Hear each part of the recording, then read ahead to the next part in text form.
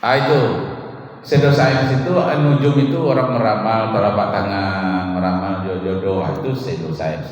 Bayang-bayang cuman itu bukan sebenarnya.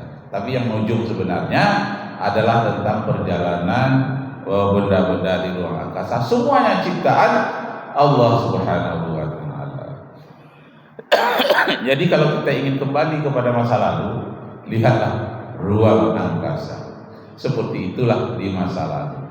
Apa yang ditatap oleh Nabi Musa, oleh Nabi Adam, itulah yang kita tatap pada hari ini ketika kita melihat ruang angkasa. Nah, Bapak Ibu kaum muslimin yang berbahagia, cuma ayat-ayat tentang ruang angkasa ini jarang dibaca orang di masjid. Apa kata orang di masjid? Rasa kuliah lo, rasanya yuk. Rasa di perguruan tinggi mulu, awak kaji yang sehari-hari hilang biasa.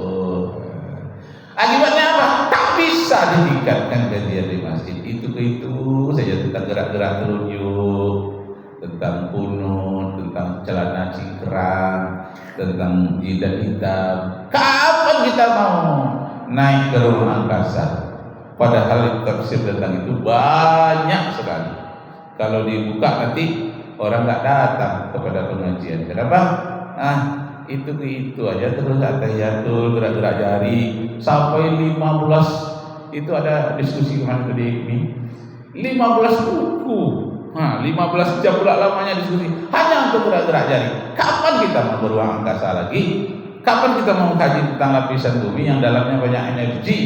Akhirnya orang kafir lah yang menguasai ruang angkasa. Orang kafir lah menguasai seluruh lapisan bumi, laut, bumi, ruang angkasa, bumi, daratan dan lautan. Akhirnya dikuasai oleh orang kafir. Kenapa? Kita meninggalkan tafsir-tafsir yang seperti itu. Nah, jadi menurut sains habisnya masa kiamat atau disebut dengan the ending of universe. Ending itu artinya berakhir. Universe alam semesta. Jadi the ending of universe, berakhirnya alam semesta ini, matahari kehabisan energi, cadangan nuklir semuanya meledak, hancur karena tak terikat, tak terpelihara lagi dengan baik karena terlalu tua umurnya. Dan kemudian yang ketiga itu adanya bintang yang sangat tua. Nah, namanya bintang hantu. Hantu itu bahasa Sanskerta artinya gelap. Jadi kalau ada rumah banyak hantu, kata itu rumah itu gelap. Untuk mengatasi supaya jangan ada hantu, pasang lampunya banyak, hilang hantu itu nggak ada. Hantu itu artinya gelap. Kekuatan gelap, kekuatan hantu, kekuatan gelap. Jadi ada bintang hantu, bintang yang gelap. Selama ini kita tahu bintang itu warnanya 7. Mejin kuhibinio, merah, jingga, kuning, hijau, biru, nila, ungu. 7 warna. Yang terjauh warnanya biru.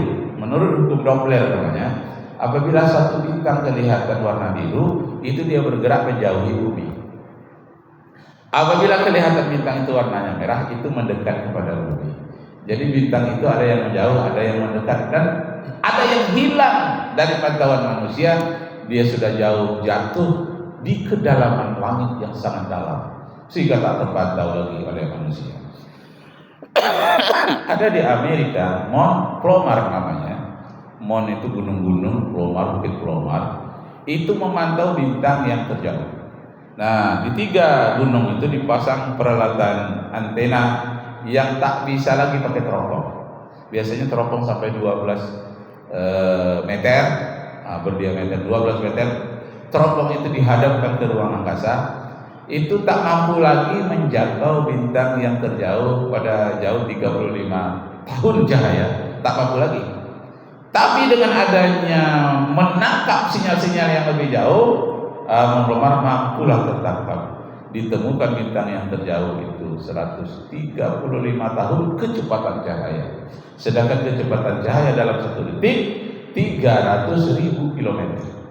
Jadi 1 detik 1 detik 300.000 km. Sedangkan bulan dari bumi itu memakai cahaya 1,5 detik. 1,5 detik cahaya sampai ke bulan, sehingga jarak antara bulan dan matahari adalah 450.000 kilometer. Kalau dari matahari cahaya ke bumi itu memakan waktu 8 detik. 8 menit. 8 menit cahaya dari matahari ke bumi. Sehingga jarak dari matahari ke bumi adalah 150 juta kilometer. Itu jarak. Semuanya ada ukuran oleh Allah Subhanahu wa taala. Kalau lebih dekat matahari umpamanya dari 1.500.000 kilometer, lalu dia lebih dekat lagi, bumi akan terbakar. Kalau matahari lebih menjauh, bumi ini menjadi es semua. Jadi semuanya diukur dengan pasti oleh Allah. Sehingga ilmu tentang alam itu disebut dengan ilmu pasti. Orang bisa meramalkan kapan terjadinya gerhana, kapan terjadinya komet, umpamanya 76 tahun satu kali, komet Halley namanya. Itu dihitung karena gerakannya pasti di alam semesta. Kalau tak pasti, tak bisa manusia menghitungnya. Nah, karena itu manusia memerlukan ilmu pengetahuan, memerlukan sains. Melalui sains itu akan tergambar betapa dahsyatnya kekuasaan Allah Subhanahu wa taala. Makanya banyak para insinyur di barat masuk Islam. Di Rusia banyak para insinyur masuk Islam, ahli astronomi masuk Islam. Kenapa? Karena sebenarnya dia lihat satu persatu dahsyatnya ciptaan Allah yang luar biasa. Itulah yang disebutkan dalam surat Ali Imran ayat 190 sampai 192.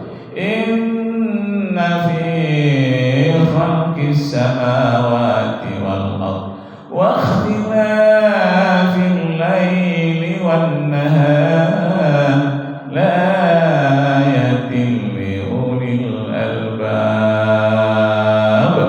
Kehebatan kecanggihan makhluk Allah baik di luar angkasa maupun di bumi itu menjadi tanda-tanda kekuasaan Allah bagi orang-orang yang berpikir. Para filosof berpikir dia, para astronom berpikir. Bagi orang-orang yang berpikir seperti itu, dia akan mengatakan nanti, ya Allah, tidak ada yang Kau ciptakan sia-sia. Rabbana, ya Allah, oleh sebab itu kami berserah diri kepada-Mu ya Allah. Nah, inna fi khalqis samawati wal ardh wa ikhtilafil laili wan nahar la ayatin li ulil albab alladzina yadhkuruna Allaha qiyaman wa qu'udan wa 'ala junubihim rabbana ma khalaqta hadza batila. Ya Allah, tak ada satu apapun di alam semesta ini tidak ada satupun yang Kau ciptakan itu sia-sia.